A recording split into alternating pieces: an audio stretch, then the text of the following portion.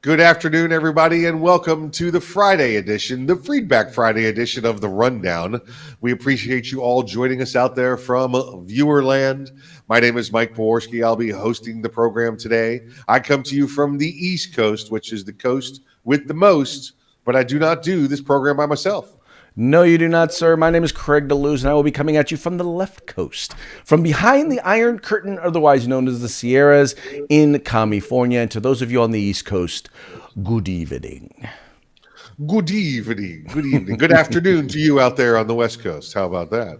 There you go. By the way, you have the mostest of some things. We have the mostest of the the crackpots, the left wing wackos here. You have the most bad stuff. You have the most bad stuff. Yeah, we'll give you that. Yeah. There you go. There you go. Look, if you got to be number one, it's something, right? That's right. You got the most wackadoos, the most illegal aliens, the most mudslides. The most hurricane or tornadoes. It's not tornadoes, earthquakes. Mm-hmm. There we go. So we got the hurricanes. That's us. Hurricanes. Or do they call them slurricanes? Well, it's all right when we get them. They kind of flush away the dirtiness over here on the East Coast. The problem over there is you got all them hills, so it brings the mud down from the top of the hills. It's problems. Here it's just like, oh look, we got some standing water on the road. Darn. Wait for it to go down. Well, it's just to truly understand Florida, you have to appreciate the fact that, number one, they have parties during natural disasters. Oh, yeah. And they also have a drink named after a natural disaster. So that kind of gives you, the feeling of, kind of the bring it on attitude of the Floridian. Listen, you got your 5 categories of hurricanes, right? You got the Cat 1 through the Cat 5. Unless there's a Cat 4 and it's predicted the eye of the storm to hit dead at my house, I'm not even bringing the lawn furniture in. It just doesn't even matter anymore. It's just, you better tell me we're going to be at 80% devastation and you're 100% convinced of that before you expect me to even acknowledge the existence of a hurricane. Yeah. So, you got people that go out and they need all the milk and all the bread, and everybody else is like, I need ice and rum because it's time to be a pirate. Gotta love Florida. Oh yeah. One of my favorite places, by the way. Good stuff. We actually got a good Florida story today later in the program also, so that's good. How's your weekend looking, sir? What do you got planned? Actually, originally I had a film shoot scheduled for Saturday. That got canceled. I had a thing with my alma mater. That got canceled. So I will be spending the weekend doing absolutely nothing constructive once again. 2 weekends in a row. Wow. I'm blessed. You didn't have a film shoot scheduled with Alec Baldwin by chance, did you? No, not with Alec Baldwin. I specifically avoid. Well, if there are firearms included, I will avoid a film shoot with Alec. So that's Baldwin. Pretty wise. Good move. That's another story we've got later in the program. So, good stuff. Yeah, I've got the Arms Room Radio tomorrow. I'll be doing that with my co-host there, Earl. You guys know Earl. He's been here with us before, and then going flying with some of the friends I know for on Sunday. Sunday's a flying day, so should be good stuff. Good stuff. Excellent. Yeah. So let's move right along, if we shall. Is that what we're supposed to do it, right? First, what we're going to talk to you about is this just happened within the past couple of days, Craig. And I believe it was in Arizona. Is that correct? Was this Arizona or New Mexico? I think this was Arizona. That was in Arizona, yes. Arizona, okay. And there was a convenience store robbery. Now, listen, there's plenty of other people that we see that take these stories and show them to you. We've got good friends that what do they call them? Happy ending stories. They call them tales. Or gun tales. I forget what the other ones call them, but this is what we like. We want to show this and talk to you about it. There's this young man. I'm going to guess he's under 40. Let's call that a former Marine, perhaps a retired Marine, who's in a convenience store when three Utes is what it looks like. 3 Utes walk into the convenience store, one armed with a firearm, and this former Marine makes no hesitation at all before deciding that this armed robbery is about to end. And I believe, Craig, you pulled the video from this also, did you not? Yes, I did. Ready to rock as soon as you give me the signal. Let's take a look at it. Now watch this, folks. Don't turn your head away because the action happens in the first second here. An armed man walks into the gas station, points a gun at the cashier, but is quickly disarmed by the Marine. This happened at a Chevron in Yuma yesterday. He was able to hold down the robber until police arrived. The other two suspects got away. Thankfully, no one was hurt. When deputies asked the Marine how he was able to take control of the situation, he said, "The Marine Corps taught me not to mess around." The action was so quick, they actually made sure to show it to you like 3 or 4 times during the telling of that story. Yeah. I'll tell you what I see in this video, and we'll have a conversation about it for a few moments. This is the first thing, Craig, on here, and I think you'll agree on this, is the zero hesitation at all in this former Marine's decision-making process. Normally when you're faced with these life and death decisions, and that's what this was, you'll get that momentary lockup, just of recognition. I'm not talking about people that freeze. I'm Right. talking about that momentary recognition of what's going on, and then you do the quick math in your head, and that still might take 3 seconds. That's all we're talking about, 3 seconds, and you're still at that point, poised for victory. But this Marine, you could see the moment the snapshot of the firearm hits his brain, he's already reacting. He's reacting, and when you look at this video, and maybe we'll take a look at it again, that moment he actually sees it, he turns and sees the 3 guys coming in, but the moment he sees the firearm, he's got it. He's put it in his hand. He's taken it from them. In fact, let's roll that video one more time. All right, I'm going to roll the video again. This time I'm going to be rolling it without the sound. Okay. So what's interesting that you'll notice about this is, first of all, as soon as he turns around, let's see here we get here. Come on. Let's do this. Because That's right. So the moment he turns, you can see. Now, the first thing that I noticed about the Marine is he's right-handed. How do I know he's right-handed? He's carrying his groceries in his right hand. He's got his keys in his left hand. He's got his watch on his left hand. He's right-handed. All right. But he has no problem reacting with his left hand. Watch. Well, Boom, you notice just there. What takes it. Right. But watch his feet. First of all, you see how quickly he goes into a fight stance, right? Yep. Watch his feet. Bam. That's the first thing. He pushes off. Yep. I mean, he was like, it was instinct. It wasn't even, it wasn't like he didn't think. It was literally just instinct. Yep. And pushes the gun up and away. Right. That's what you do. That's the standard procedure. Take them off their feet, take them off the ground. And I like how the 2 compatriots there were like, "Oh no, we're out. No, we did not plan on there being any resistance whatsoever. Well, we will not be part of the resistance." From the very beginning, someone walks into the store and he doesn't know what's going on, but his situational awareness tells him, "Look over my shoulder and see what's coming in the store behind me." Yep. I mean, like you said, from the very beginning, this is all, it is literally a master lesson in situational awareness. Yeah. He's standing there, dude comes walking in, he looks over his shoulder to see who's walking in the store behind him. He squares up, and then boom, he's at it. Yeah. He, like you said, he's turning, he's trying to get acclimated to what's going on, and literally the moment he sees the firearm, he's on the firearm. There is no take 3 seconds, pause. What do? I do this, I do that in my brain. He's already done it. And I'll tell you where this comes from. This obviously comes from the Marine Corps, but this is not just what any Marine gets. This guy has probably got, I bet, at least 6 months to a year's experience of going door to door, house to house in a country like Iraq or Afghanistan. Because you go from door to door, house to house, raiding every building, never knowing what's on the other side. Right. This is months and months and months of never knowing what's on the other side, and always reacting or acting before anybody else has the opportunity to. Well, but this it's to survive in those situations. It's training and conditioning, and that's the reason why, folks, if you're a gun owner, if you're not training both what to do with a firearm and how to use your firearm, as well as in the event that you don't have immediate access to your firearm or are confronted by someone with a firearm, if you're not doing that, you need to take some time to do it. I mean, it's literally, you don't want to be a thing where you're thinking about what it is that you need to do. You literally want it to be a reaction. it's vitally important. And trust me, it's the sort of thing like insurance. 99.9% of us will never, ever have to use it. But if you are the 0.1% that does have to use it, you want to make sure you know what you're doing. You want to make sure that you react appropriately. And this is a guy who clearly not only was taught right, but trained right. And it saved who knows how many lives that were there in the store. Yeah, yeah.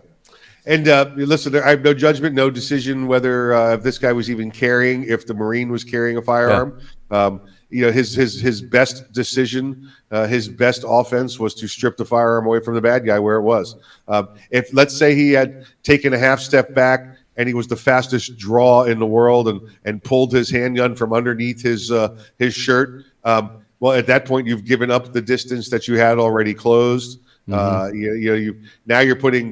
you're asking for the gunfight rather than just taking this guy and planting him into the cooler as he did. Right.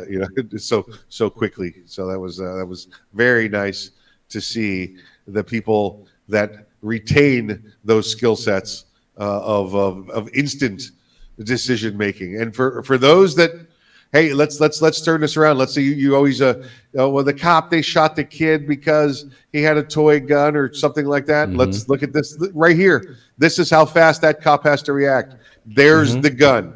There's the gun. Now, right. Most of law enforcement encounters are 25, 30 feet away because they're called to someplace as opposed to a bad guy walking in where they are. All right. That's the difference between the civilian world and the law enforcement world. But it's still that quick. You had that split-second decision to make up the first recognition, right? And then to have reaction to that. It's absolutely stunning to see the speed of this encounter, and rather refreshing to know that that skill set does exist out there in the civilian world, and formerly skill sets of the Marine world. Nice, very nice, Yeah. very nice. Yeah. Let's move to Florida, shall we, Craig? And I know you want to move to Florida, but let's move to Florida with the stories here, real quick. There's well, it's funny. It's a run and gun battle going on between the governor of Florida, that's Captain Florida, Ron DeSantis, and the mayor of Orange County, and that's he's the mayor of the county that includes Orlando, the largest city in Central Florida. So these two have been at odds with each other since day one over COVID response. You have the conservative governor with the liberal mayor, and that's what's going on here. I'll give you a little background on the mayor, this Mayor Demings here in Orlando. He is he's the mayor of Orange County. I want to be clear on that. There is a separate Orlando mayor. But he is it's the larger entity. I don't know, Craig, how it is with you out in California, but in this case, the county of Orange, where the city of Orlando is, the county is actually the bigger government agency than the city. So I'm not sure. Well, we have that in California, except we don't call they're just the chairman of the board of supervisors. We call them supervisors. We don't call them a mayor. The mayor is the mayor of the city. And this guy his position used to be the chairman, but 10, 15 years ago, I actually think it was when Mel Martinez, who became the Secretary of HUD, I believe, under George Bush. Mel Martinez was the mayor back then, and they changed it. Excuse me, he was the chairman back then, and they changed the position title to mayor of the county. So we actually have a county mayor and then a city mayor, and many city mayors in the county. So, but the Orange County mayor happens to be the larger government entity. So, just to give people the little theater of the mind of what we're talking about. Well, the mayor of the county here is the former police chief for the city of Orlando. Then he became, which is about roughly 1,000 police officers. Let's go there. Then he ran for office and became the sheriff of Orange County, and did that for 8 years. And so now he had a larger agency, the agency about twice the size, about 2,000 deputies, and then all of the county, municipality, and everything else within that. And then he ran as county mayor. So now he's the county mayor. He's married to, and you might recognize the name, Val Demings, the congressperson from Orlando. She's also a former Orlando police chief. she's the one who famously had her gun stolen from her car and decided to report it to a different agency, the one her husband was running at the time. So there'd be no press or politics that she lost her firearm and failed to report it. And by the way, she suspended herself for that, for doing wrong. Then she ran for Congress 3 times. The first 2 times she lost because she ran in a standard district in Florida, but they had to create a all minority district for her to win under the Obama presidency, and she won in during the Obama presidency. So we have the setting going on there now. You have the liberal mayor fighting the conservative governor. So here's the situation.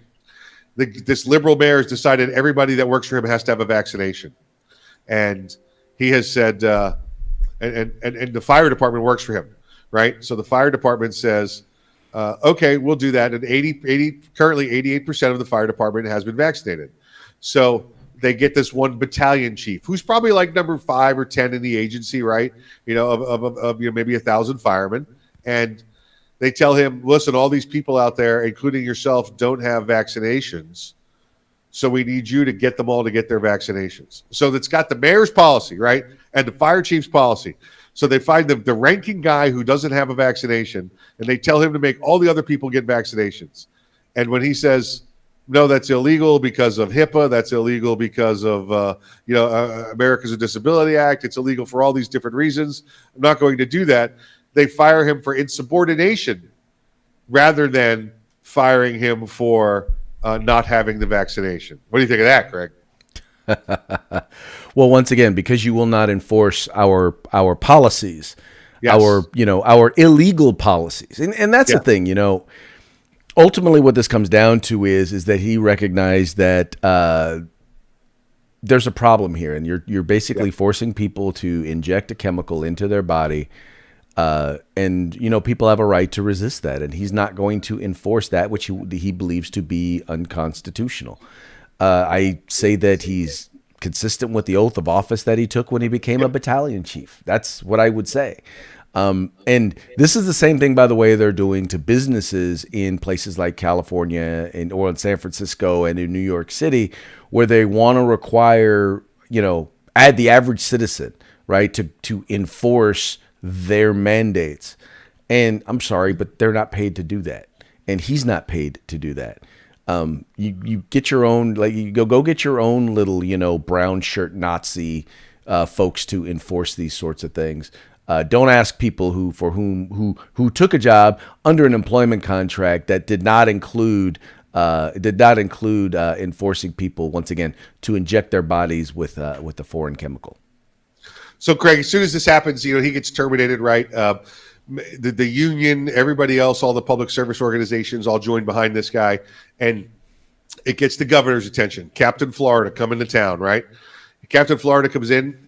Now, the battalion chief immediately and the union filed lawsuit against the city for unlawful termination for all the reasons cited during this segment. And the governor has a press conference, stands them up there with him, and goes, "This is wrong. We took somebody who was a hero a couple of months ago, and now we're telling him. And now you're saying he's a liability." The mayor gets up there with all of his liberal crap BS. And is making statements like we're it's a part of a team. We have to help secure the entire community. And Craig, he might as well have said, and all we're going to do is suspend some rights to get it's exactly what he was saying. And the governor comes up and says, no, BS. By the way, in response to this, the state of Florida and the governor's office have joined this lawsuit against Orange County, and I am recalling the legislature next week to create and pass a new law that makes these mandates 100% illegal. Right. And I know what's going to happen. In that law, it's going to say if that chief executive of that town or that city or that county passes such an ordinance, that the governor can remove them from office.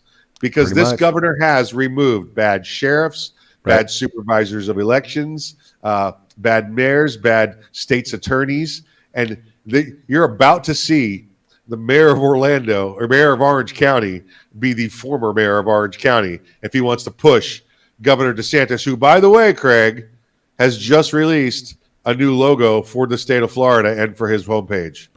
Oh, you mean this one right here? Don't tread on Florida. Oh man. Well, no, you definitely don't want to tread on a gator. Just saying. Yeah, you do not want to on a gator or on Captain Florida Governor DeSantis.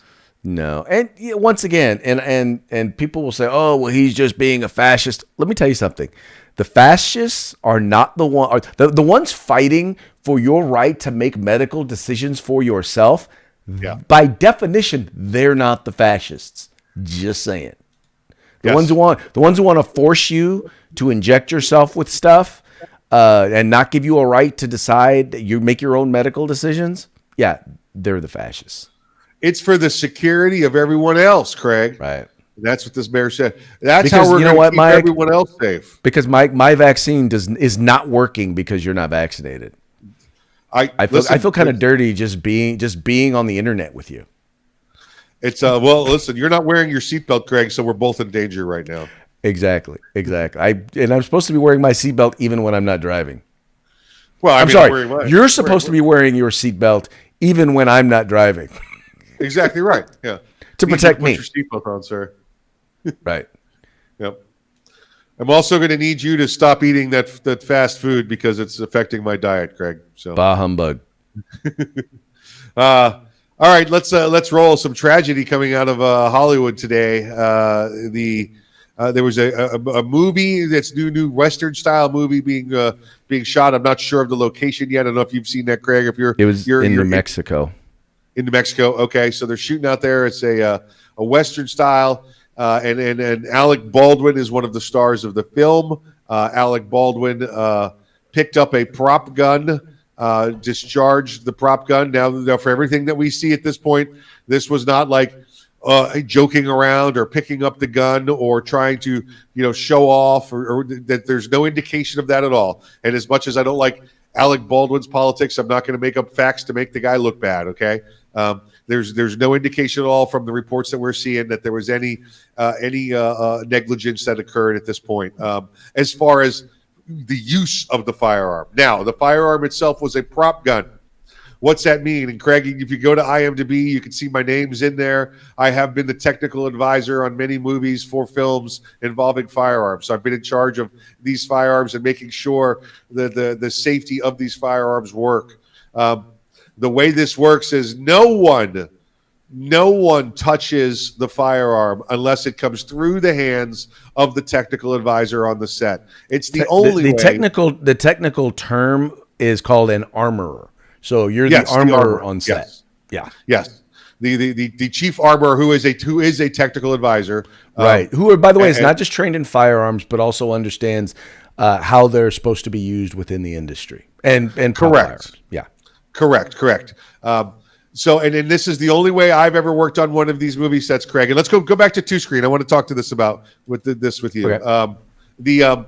You're the guy in front of the camera. All right. I've never been an in front of the camera guy, and I get the idea that all of those of us around you that make $20,000-$30,000 a year doing these technical advisor jobs, and the guy like an Alec Baldwin makes $10 million a movie, right? And they get a little intimidated by somebody like Alec Baldwin, and maybe they want to be in his favor. And so when he goes for a firearm, they don't object. But rule number one, and we set this out there because as the armorer technical advisor, it's never my job to make $1 million. It's my job to make sure people don't get killed.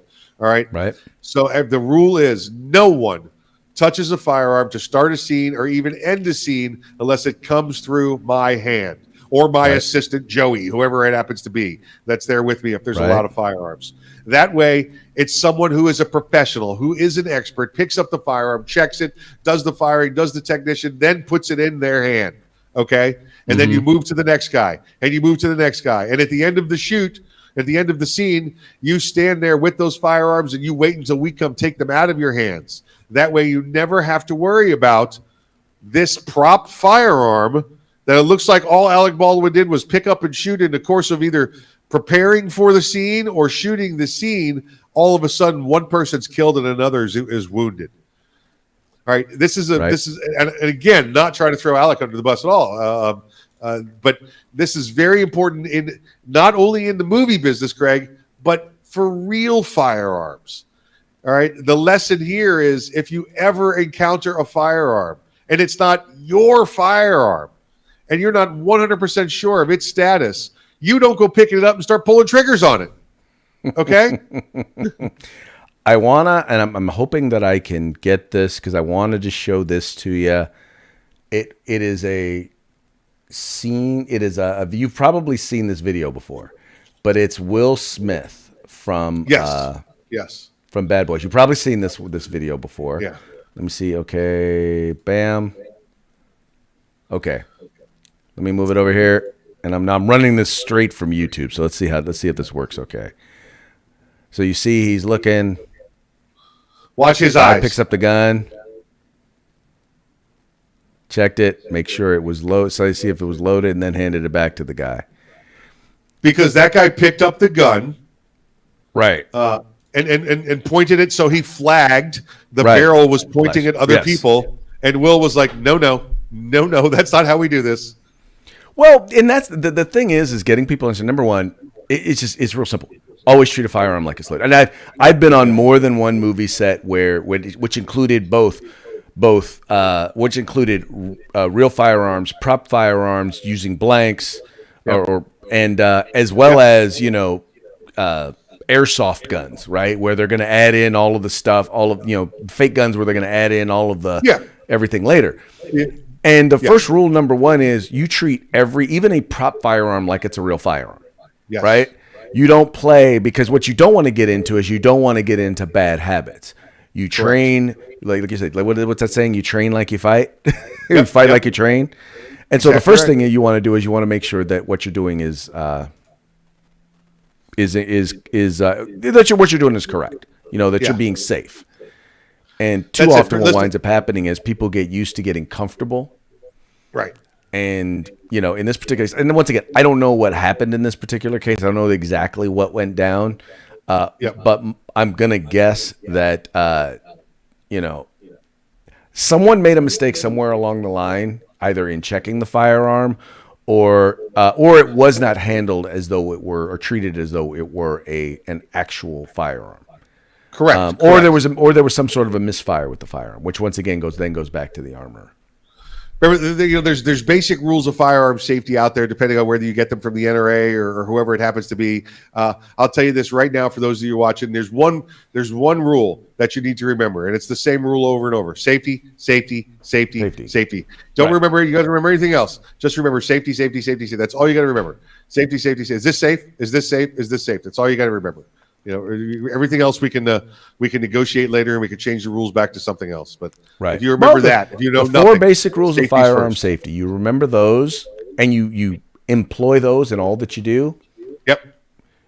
Accidents will not happen. Like I said, once again, unless the firearm is malfunctions, and even then, if it unless the firearm malfunctions, it explodes in your hand, which I don't know that was the case here. No, very rare, very rare. All right, Craig, let's move on to SHOT Show 21. This is the Shooting, Hunting, Outdoor Trade Show, which is open to 100,000 of our closest friends and relatives in the the shooting, hunting, outdoor trade industry.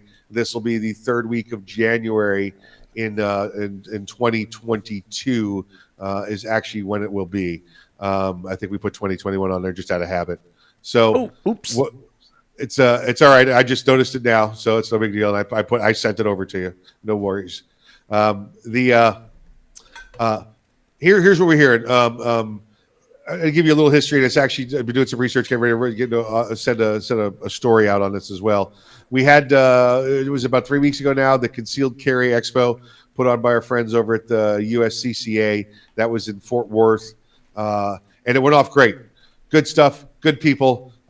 This was really the first industry style event with the displays and the booths that's been done since COVID started. We've had NRA canceled. We've had SHOT Show canceled. So that had gone on. This was the first one, and it would have been 16 months after, right? 16, 17 months after SHOT Show, or where the original SHOT Show was canceled and the COVID came out. Excuse me. After SHOT Show happened, COVID came out, NRA was canceled. So this was the first industry-style event that had occurred. It went off rather well. A lot of big names there as well. I did hear, and I did confirm this, that SIG says that they're not going to SHOT Show. SIG says they're not going to SHOT Show because, well, and here's part of this story right here. They're worried about the safety of their people. All right. What I've got from the backside is SIG's made their money this year and last year, and rather than risk the people, they're going to stay home. They've made their money, Craig. This is a money issue for them. This is not a safety issue for them. So what I'm basically doing is throwing SIG under the bus for using COVID and COVID fears to save a couple of dollars. So they're trying to look like they are being very, very cautious when all they're doing is saying, we're in the black this year. We got no reason to come there and try and sell guns. So SIG has done that. But that has started many other rumors going on about SHOT Show, and I want to tell you what I found out, because everybody's talking about mask mandates. Everybody's talking about vaccination cards. So, being a news guy and being a reporter, I've done a little work this week. I've talked to the people at the National Shooting Sports Foundation, NSSF, and they are the ones that host and organize SHOT Show. I talked to them at their offices up in Connecticut, and they said, here's our policy. Here's our statement. Geisley Triggers, who is one of their partners, will be providing 250,000 masks. So masks will be made available for people that attend. Boom, that's it. Hey, NSSF, are people supposed to be wearing masks? Are you supposed to be doing anything else? Is there something you're going to be mandating? Mike, here's what we're telling you. 250,000 masks will be made available for those that want to use them. Craig, you clear on that? What did they say? I believe they said 250,000 masks will be available for those who wish to use them. Wish to use them. They didn't say anything about mandatory. They didn't say anything about enforcing. So I talked to the COVEX people. Those are the ones that are the staffing for the event. Okay, they don't work for the hall. They don't work for NSSF. Everybody that's ever been around a convention center knows these ones. These are the ones wearing the yellow smocks that say event staff on them, right? Because NSSF or the convention center can't keep 1,000 people on staff for an occasional convention. So these companies exist to facilitate all the conventions around town. There's always a body of manpower ready to go. I talked to them, and they said, well, we enforce whatever the host organizer wants us to enforce. And I said, okay, well, what's their statement? That masks will be made available to those that want to use them. Okay? Right. So I talked to the Sands. I talked to a very, very nice woman at the Sands Expo Center. And I said, well, what's the deal? She said, listen, we are in Las Vegas. We are in Nevada. And it's the same thing the COVEX people told me, by the way. Because they're employees in the state, they have to wear a mask for the event. They have to wear a mask under their condition of their employment, all right? Right. And I asked her, I said, you're at the Sands. What's your policy? She said, well, we wear masks. I said, well, how about when you're dealing with people going to the convention? She said, we don't deal with people going to the convention. We just make sure we're wearing masks. And the only way we deal with people going to the convention is make sure they're having a good convention experience. Well, ma'am, what if they're not wearing a mask? Well, we don't care. That's not us. We're only making sure that our employees wear masks because that's our policy for our employees. Well, what about for the National Shooting Sports Foundation? What about for COVEX? That's their own policies. All we're here for is to provide the facility. So I went to the Las Vegas Metropolitan Police Department and the Clark County Sheriff's Office. And you know what they both told me? Hey, this might be the governor's rule, but it's not a law. We don't enforce rules, okay? There's now, if somebody calls and there's a fight over people fighting over a mask, they would obviously respond to that because that's people having a fight, okay? Right. But we are not the mask police. We are not the mask enforcers. Our officers can wear them or not wear them. It's up to them. We do not get involved in the mask business, sir, and we hope you enjoy your stay in Las Vegas. Kind of simple, isn't it? It is, but everybody's telling rumors and hate on somebody else out there, trying to get this There's those that we know, even in our industry, Craig, that are so afraid of this virus that they're willing to come up and lie and try and get another one of our events canceled. Imagine what the opposition is going to do with the anti-gun crowd and the rumors they're trying to spread. So this is why I'm putting this out there, why I'm writing this story. So not even the anti-gun crowd can show up. The homework's been done. The questions have been asked and answered. Okay. You want to come to Vegas and wear a mask? You can wear a mask. Oh, and by the way, no vaccination card required by anyone. Nothing whatsoever. Don't have to show a vaccination card. Don't have to show a negative test. You just come here, be a tourist, be a businessman. You want to wear a mask, you wear one. You don't want to wear a mask, you don't wear one. That's all there is to it. Mic drop. Boom. Mic drop. Boom. Now, there might be other businesses in Vegas that say, we want you to wear a mask to come into our restaurant, but I'm not worried about them. I'm worried about NSSF, COVEX, the Sheriff's Office, the PD, and the SANS. That's all I'm worried about. You will be able to have a wonderful experience if you decide you never want to put on a mask. If you decide, you know what, I want to go into this place so much, you can keep a mask on you and decide, go ahead, I'll put on a mask to be able to go in here. You may, but once again, you make your choice. You don't want to wear a mask, you just choose not to go into that business. And that's fine, because guess what? It's Vegas. There's plenty of places to go where you don't have to worry about that. Exactly right. And where this conversation started, shame on you, Sig Sauer, for taking the coward's way out and trying to use COVID for the reason you're not showing up to this event. And I'll say this to you, and I've said it many times on this program, I vote with my wallet. I may buy from you at some time in the future if you get your head out of your ass, but at this point, you'll get no more purchases out of me.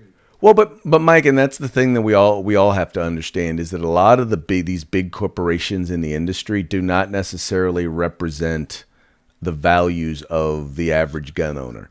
Correct. Whether it's retailers, these big box stores that sell firearms like Big Five or Walmart or those guys, or Dick's, who used to sell firearms, whether it's them or even whether it's some of the larger manufacturers, they're in their industry and they're into it for one thing, and that is to make a profit. Now, that's not to say that all of them are like that, but there are many of them that are. And, so my attitude with them is that, I look at each company for what they do and I judge them accordingly. And those that support my rights are a lot more likely to get my money. Listen, the large guys like Sig, this is one of the big players there also at the SHOT Show. They don't need to go to SHOT Show to make the money. This is like, imagine folks that have never been to one of these before, like the auto show, when you see the auto show. Okay, Ford doesn't need to go to the auto show to show you the new model of the Mustang. Okay, you're going to go look for it. If you want the new model of the Mustang you're going to watch TV, you're going to see the commercials, you're going to get there. This is just kind of the showing off part, all right? Right. But the middle guys and the little guys, they need this SHOT Show to survive, all right?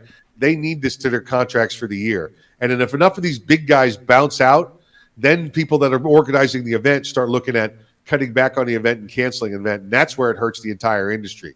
That's where it hurts the entire firearms industry, because you start with the greed of somebody like a Sig, and then you end up hurting all the small guys. And just so you know, just like, corporations only have a small percentage of overall jobs. When it comes to firearms, it's the small guys that really help drive the industry and really make the industry work and provide jobs and economic opportunities within the firearms industry. Without them, without the little guys, the mid guys, this industry doesn't exist. Exactly right. Yeah, so we need them and we need to support them, which, by the way, is why I will always tell you, I don't buy firearms or ammo from the big box stores. I always try to buy it from the local retailer, because they're the ones that are actually facilitating the exercising of our constitutional right and supporting us on the ground. Exactly right. Exactly right. All right, Craig, that's enough of us pontificating. Let's move to the parting shot here of the day. All right, so this one this one is actually a buddy of mine, Eddie, and I've known Eddie since college. Right, one of the few people I've actually known longer than I've known my wife. But he's a good friend. Grew up in college watching Cowboy games on Sundays. But he sent me this, and it made me laugh hysterically. And it just goes back to show. And Mike, you've always said this. What was the first thing that they said when COVID first hit, when they first started trying to shut everything down? 2 weeks to flatten the curve. That's all we need. 2 weeks to flatten the curve. And we'll just Show it to you. We went from 10 days to flatten the curve to show me your papers in a year. I did not see that coming. Exactly right. That is a phenomenal play on words. Yep. And pretty much tells you exactly what you need to know. And once again, I know the term fascist and fascism is way overused, and the Nazi references are way overblown. But once again, who's the Nazi now, huh? Right? I did not see that coming. Listen, we just gave you a story of a mayor who fired a hero fireman. Those that helped. You keep everybody safe during the first events, the transportation of people to hospitals, and the medical services that the fire department provides. And guess what? You do not have your paper. You do not have your vaccination paper. You're fired. You're fired. And that's New York, the epicenter of New York City, the epicenter of COVID in the very beginning. You had healthcare workers. They didn't know. We didn't know what we didn't know. And there were doctors, and there were nurses, and there were healthcare workers who were there in the hospitals protecting people, doing the best they could to save lives. They were literal heroes, putting themselves at risk. And now they're being told that if you don't get jabbed, you're gonna lose your job. You're done. You're out of here. By the way, during a time in which we have a shortage of healthcare workers. Oh yeah, absolutely right. So ridiculous. It is beyond crazy, beyond insane. And those of you who do not see that, you are part of the problem. You did not see that coming. Yeah. All right, Craig, we have kept the folks too long today. We've gone over. Thank you for staying here with us. Let's say thank you to our sponsors, Guerrilla Machining, Grid Defense, the California Republican Assembly. It's always great to have all of you here with us. Make sure you like, share, subscribe to everything that we're doing and sending you. And I guess we'll see everybody on Monday, Craig. Is that right? Yeah, we'll see everybody on Monday. Could not have said it better myself, my friend. You enjoy your weekend. Have a good one. We'll see you soon.